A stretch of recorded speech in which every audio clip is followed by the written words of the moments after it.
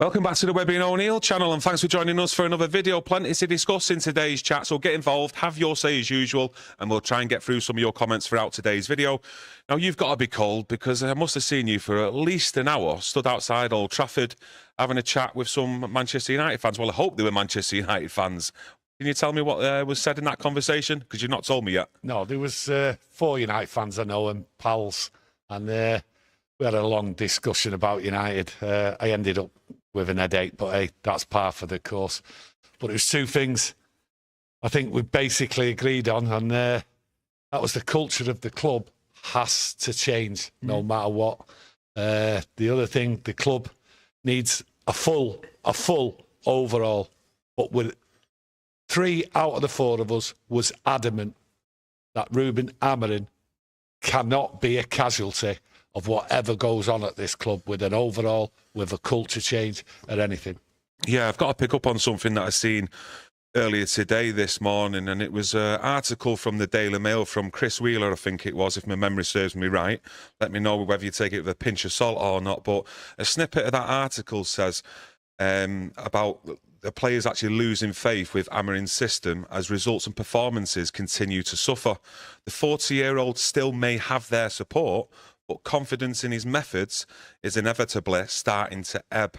It is understood that the disaffected group believe that when United win, it is largely down to individual moments of quality or good fortune rather than a tactical triumph. Now, we've seen this at least 2 or 3 occasions under previous managers' story like this coming from the changing room. I mean, why don't he just come out with get Ruben Amorim out his rubbish? Because that's basically what he's saying, that the players don't trust him. Listen, again and again, stories like this are appearing. It's a continued assault on what's going on, always has been. And when results are bad, when everything like we know what's going on in and around Old Trafford, these stories are always going to appear. And like you say, like Kieron says, you either take them with a pinch of salt. A group of players, you know, I don't really believe that. Yes, there's always discontent, even when you're playing well, okay, because there's players there not getting in the team. So there's always players going to have a moan. It does happen, but it's just a continued assault. Listen, there's no discontent from Casemiro, is there? I mean, he's happy. He's got his contract, and he's going to see it out. His wife's happy. His kids are happy. Good luck to him. And he's got a contract. He knows he's not going to play. No discontent there. Luke Shaw, he's happy. Got a nice big contract. He's going to see it out. Excuse me. He's going to see his contract out. And then you've got Lindelof. Has he ever been discontent? Nah. He's running his contracts out end of the season. The same with Eriksen. He's running his contracts out. So there's no discontent from them players. So who is it? You know, let's have a few names. I don't think there's few names. I think it's just a repeat of the same old stories and an attack on Manchester United. And certainly it's now an attack on Ruben. And that's why I said at the beginning, 3 out of the 4 are saying this club needs a full overhaul, needs running through, but Amorim cannot be a casualty because he's taking flack, okay, when this is not of his making. Yeah, he did actually quote one of his dressing room sources, how he puts it in the article, Chris Wheeler. And this was after the Leicester game as well in the FA Cup. And quote is, the feeling is we got away with one, but we might not be so lucky next time. Must have got that quote from me. Because that's what I said after the Leicester game. We got away with it. Ruben got away with it. You know, there's a few questionable things about the team selection, about the tactics. So, you know, could have picked that from anywhere, never mind a player. I'm seeing a lot of people online, prominent people in the mainstream media, also talking about Ruben Amorim's tactics, that he needs to adjust, etc. But are these not professional footballers? When does the time come and the questions start to be asked that why can't these footballers adapt to a system? Why can't these players kick a ball more than 5 yards, 10 yards to another teammate? I think what it is, United fans have been saying that for a while. More and more people are coming out with it. It's these players. Why can't they pass the ball? Why can't they run? Why can't they do the job they're told to do? The professional footballers. You know, when I just look at it all, I think to myself, yeah, some of these players, not only have they let themselves down, they've let the fans down, they've let the club down. But it's easy street. It's been easy street for too long, and that's why it just needs ripping out and starting again. And there's going to be lots of casualties. I look at the discontent, and I say to myself, is some of this discontent coming from players who have negotiated contracts or are in the middle of negotiating contracts, and they're leaking little things out there, you know, to upset like what's going on, say, with Ruben Amorim. These players, every player moans at some stage during the career for whatever reason. Journalists know that, we know that, you know that. So at the end of the day, 11 players out there on a winning side, there's no moaning from them. It's the players sat on the side, and it's the players who are negotiating contracts. I'm sick to death of it. It's annoying, but I expect it. That's what you expect from the media. It's a pylon. That's what we've got. It's a pylon. And what we've got to accept, right, is this club needs to change. And we've got to accept, and that's the discussion I'm sticking with, that Ruben Amorim has to stay. Even though only 3 out of the 4 of us say he's got to stay, no matter what are the changes, because they are not of his making. He's got to deal with these players. He's got to deal with the culture. And at the moment, what we're seeing from Ruben Amorim and other people inside the club, this culture is being changed, but it's going to take time, especially when them players I've said, like Luke Shaw, your Casemiro, are still on long contracts and they're not putting anything into the success of Manchester United. I did say a couple of weeks ago, I could get a sense and a feeling, not just through the comments on the YouTube channel, but in the wider fan base as well. Some people that you actually speak to face-to-face on a match day, that patience was actually starting to wear a little bit thin from what they were actually seeing on the football pitch. And I said, look, by March, if things don't change, I think you will start seeing a bit of a pile-on, not just from Manchester United fans. I don't mean that in that way, pointing the finger, but in the mainstream media as well. And for me, it's coming a lot earlier than I actually anticipated. But I'll go back to before Ruben Amorim actually coming at the club. A lot of fans that I've seen online, on our YouTube channel, what I actually spoken to face-to-face, everyone was prepared to give Ruben Amorim time to fix the mess, you know, fix the problems inside the club with the players, get players out, get players in, wait for that ideal recruitment time in the summer where we can get 4 or 5, maybe more players in, fingers crossed. But it seems that patience has gone out the window with some fans now, and a lot of the mainstream media out there now. I think you're right in what you're saying. I think what it is, the problem, why you're seeing more and more discontent online and when you speak to people, it's because I think a lot of United fans are in shock. I think they're in shock at where we are in the league and the performances on the pitch and what's going on around the club. You know, after that Tottenham game, you know, I was in shock because that was a poor Tottenham side. Yes, I know we was depleted, but that team was still good enough to beat them. And I think everyone is in shock. And that's why, yes, there is patience. There's no two ways about it. I mean, this is so patient. I'm shocked at that, to be honest with you. You know, when you listen to the fans, when you listen to them in the ground, they're all behind Ruben Amorim. But there's an actual shock in the fan base at where we are as a football club. I think the decline has been so rapid in the last 3 months. No one can make head or tail of it. But it just shows you how much of a decline this club is in and how much it needs an overhaul. And I think the discontent and the online or the people you talk to or what you see in the ground, you know, is it getting divided? There's an opinion coming out there. There's a criticism coming out there. But I think in the main, most people understand Ruben Amorim walked into this mess, and this mess isn't just of the making over the last 12, 18 months. This has gone on and on and on under different people in charge, making different rules, setting different rules out, looking after certain people basically, in the club and all that. People in charge, right, who are making the football decisions of the past, and what we're seeing now with not failures. Just the past. Well, the past, you can come up to the present day. Yeah. We're football people. You look at Ed Woodward, etc. There's many, many more. John Murtough. What was on his CV to become a director of football at Manchester United and make big decisions on recruitment? Yeah, but then it's the failures of the past, the people in charge, the people at the very top, the Glazers, who put them people in charge to make the decisions. And now you've seen an absolute decline into this football club. Yeah, but it's a decline. What we all understand is there. And that's the thing. When you sit down and discuss with the United fans, they're all clear on what the actual problem is. Yes, the Glazers, you know, we can go over that again, you know, another day. Is it Sir Jim Ratcliffe? We know the reasons why. It's been poor, it's been mismanaged and everything. But the United fans themselves, when they sit down and start talking to each other, right, it's clear this has nothing to do with Ruben Amorim. We know where the problem is, and we're going to have to accept it. And I go back to my comment before. The problem what United fans have got, most of them are in shock at what they're actually seeing and how quickly it's deteriorated. And also the worry of how quickly can we turn this round. That's a major problem. Look, I'm speaking for myself here. You know, before Ruben Amorim coming at Manchester United, you know, you're watching, I think a lot of us actually watched that night, that Champions League game with Sporting Lisbon and Manchester City, watched a lot more highlights, other games, just to get a sense of what Ruben Amorim's all about. And not just amongst Manchester United fans, you know, the mainstream media as well. They felt a lot of positivity there that he could actually turn it round this season.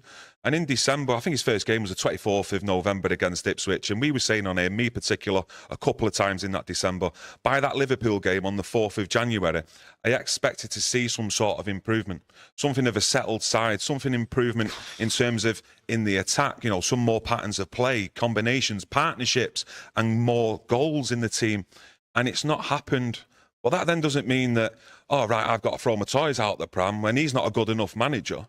He's got a lot of problems to sort out. And when he's walked into this club, you've had players turn round to him and say they don't want to train like Marcus Rashford.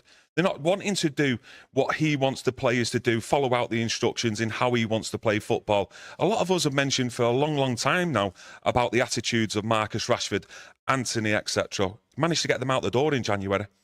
It's building blocks, it's little steps that he's got to take in getting players in, players out, and then trying to create something for next season. And for me personally, I don't speak for the fan base, and I wouldn't speak for everyone out there, but me personally, I'm fully behind Ruben Amorim, and I'm just hoping for next season, behind the scenes, they get the players he's needed for this system, and we can see an improvement next season. As for this season, it's a total write-off. But that's not Ruben Amorim's fault. That's the indecision from the owners and from the board members in allowing Erik ten Hag to come into this season, extend that contract, bring in a sporting director, do two different visions totally, sack within 5 months, bring another manager in through the start of November. There's a lot of problems there and a lot that's going to have to be sorted out from now until the end of the season. Listen, most people agree you cannot blame Ruben Amorim for the mess this club is in.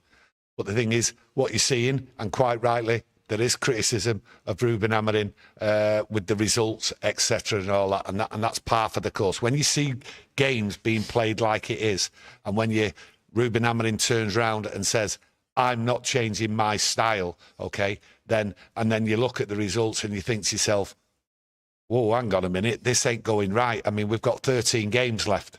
13 games left. And it's like, are we really getting to that point right at the bottom where you might have to change it? So there's criticism, and legit criticism, for the way sometimes people perceive the way he's set up, that he's not set it up right, or just different little things what he does where he's not brought a substitute on at the right time, like on Sunday against Spurs. So it's due criticism.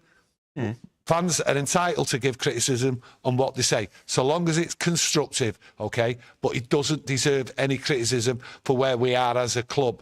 And that's what it's all about as a club. You know, fans will have to endure, as far as I'm concerned, right? Fans will have to endure. The question on that is, endure, but for how long? How long will this go on? Yes, Ruben Amorim will get a bit of backing in the summer with players, things like that, brought in, a couple of players bought, some players took out, but that's not going to turn it round straight away. So the question is, it's like what every fan is asking, and we asked this morning, like, how long will this take?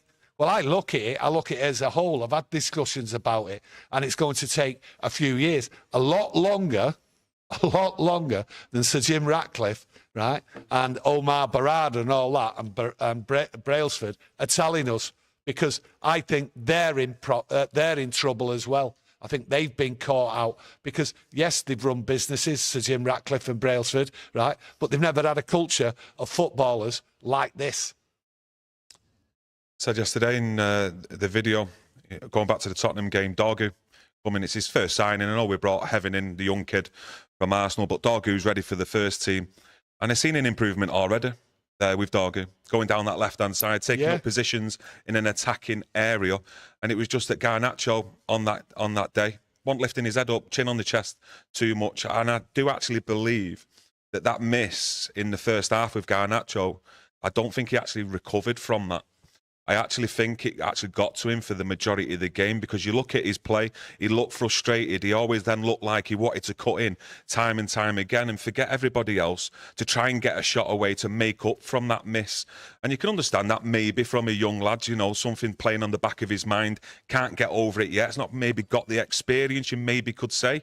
But I think with Dorgu there, I've seen a positive sign there in his first signing, that if he can get more signings in that he wants, the right type of profile of players, you know, things will improve in this system. Yeah, the system will improve when you get players like Dorgu. When you look at Dorgu the other day, yes, he was there and he was in positions. Unfortunately, the rest of the players didn't use him as he should be used. And Garnacho there, simple ball to him, he would have been through, crossed the ball for Ireland, sat in the middle. He didn't do it. So that's confidence in the other players, also a lack of awareness. So it's going to take time, and you just got to accept it. But there is some poor players on that pitch, but there is some good players on that pitch. So it's not going to be done overnight. And like I say, how long do we endure this?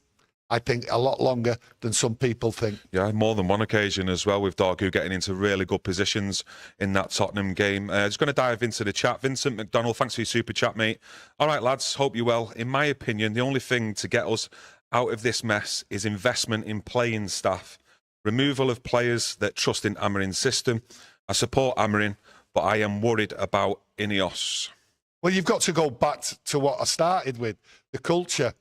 You know, you can bring players in, but if you've still got the culture there, right? And Casemiro sums it up. He's happy for 18 months running his contract out. He knows he's not going to play. He knows he's not fit enough, but it just shows you someone like Casemiro who's not fit enough to play in the first team, right? Can't run, can't tackle, right? But he can do the training. And we've had Marcus Rashford, who's supposed to be a really good player, can't be doing the training. That's the culture. So if you bring in players in, okay, my suggestion, my thoughts on this is that the players need to be moved out first before you start bringing players in, signing them for big money. That's if they've got the money to spend. But the other side of it is this. A lot of people were saying, get the kids in, get the kids in. You don't want the kids in while this culture is still in there. It has to be rooted out. New players coming in. These young players need to be brought in. You've seen now things going on with some of these young players what have been in this squad for 6 months, 12 months. Some of the attitude, some of the skill set seems to be waning here, and maybe they've been affected by the culture as well. You talk about Casemiro there.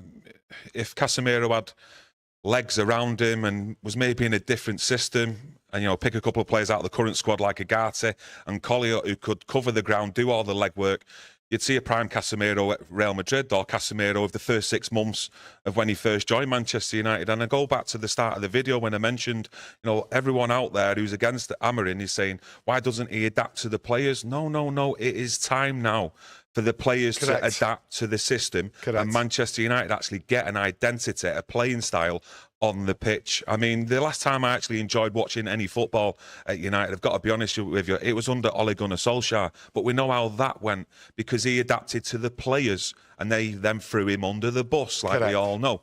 Going back even further, Louis van Gaal, a lot of sideways passing, square football. I mean, at times it was sending you asleep, but you could see patterns of play there. Jose Mourinho said one of his biggest achievements was finishing second at Manchester United. In that summer, what did United go and do by backing him? They went and got a young Diogo Dalot, a Fred, and a Lee Grant for keeper. A few months later, he was sacked by Manchester United. I mean, we've got to break the cycle here and let this manager do his job. But most importantly, the people behind the scenes need to make the right footballing decisions for the best of the football club going forward, and signing the right profile of players. It's as clear as day, that, for me. And that's the profile of the players Ruben Amorim wants. And we've got to see that in action with players who know it. So criticising Ruben Amorim, yes, I understand some of the criticism, but the criticism what's piling on, as if to say this is his fault, get him out. No, it's not his fault. Get his players, get his formation, get players who know how to play it. How these players, what at Manchester United can't adapt is beyond me, to be honest with you.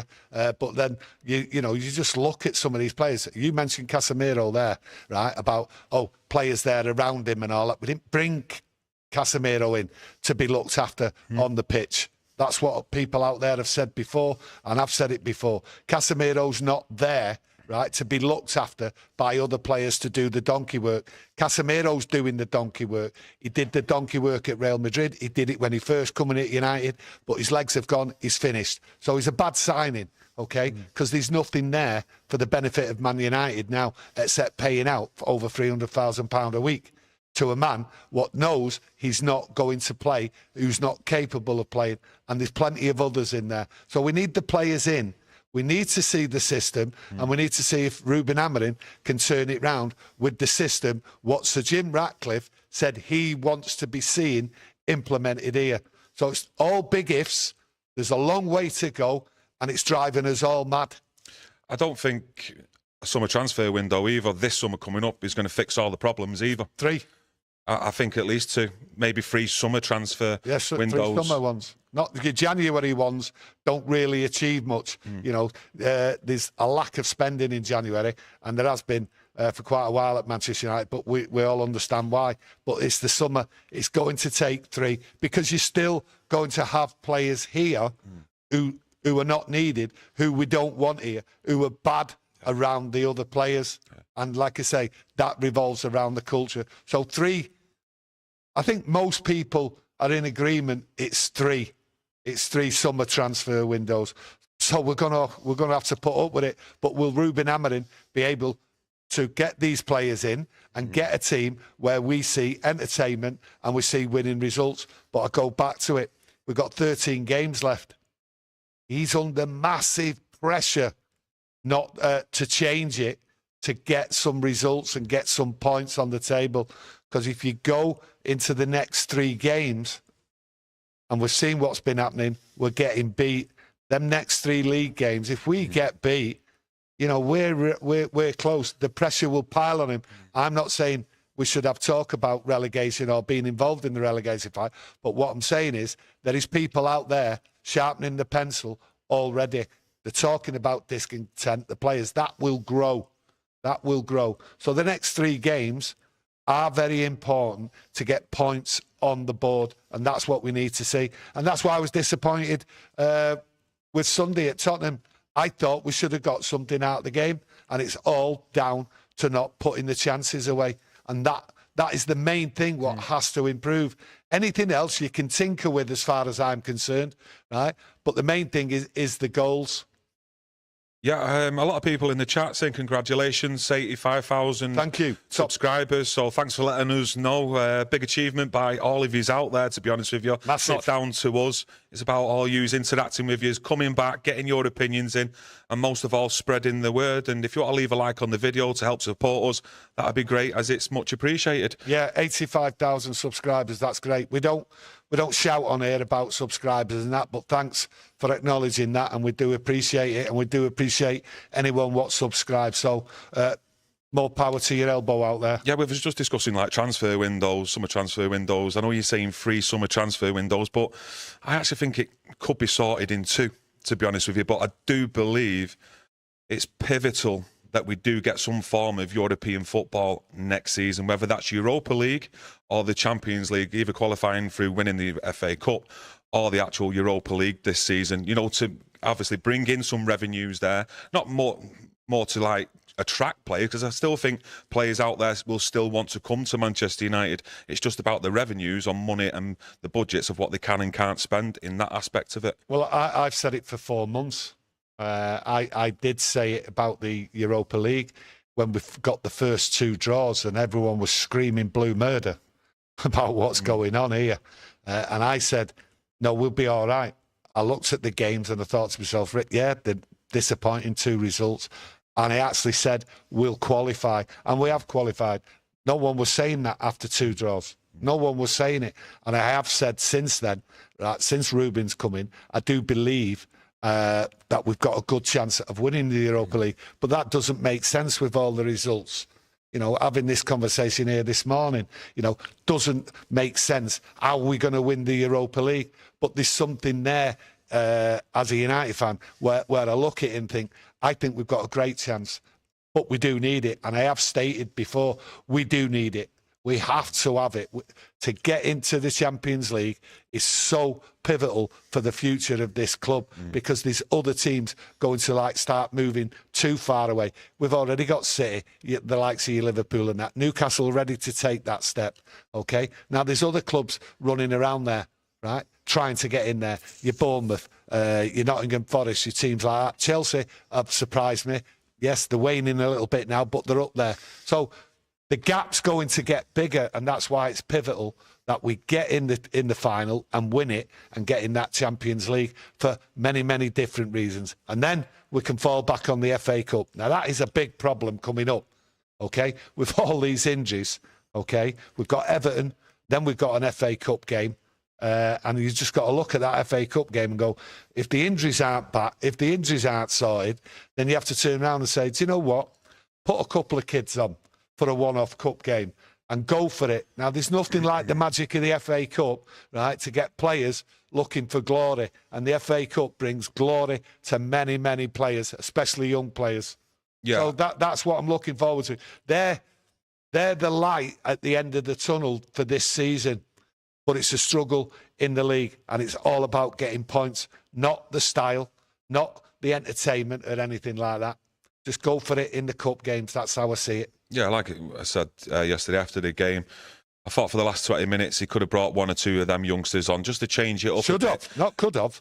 Just to inject a little bit of life into the team and maybe look a bit more of a threat inside the box as well. Maybe putting Chido Obi on a little bit earlier. Maybe Coney in that midfield to just get some legs in there as well, but he didn't. But, you know, he knows more about these youngsters than I do, and a lot of us out there as well. He is, well, it's been pictured many a times with Wilcox and Brailsford at the academy games at Old Trafford, so there will be a close eye on certain players there. They have been promoting them into training on week as well to get a further look at these players, and if they don't think they're ready just yet, I've got to stand, and I'm on board with it as well, because they will look after the futures of these kids and what's best and what's not best for them. Well, I had a discussion on something like that, okay, that the managers, they know best.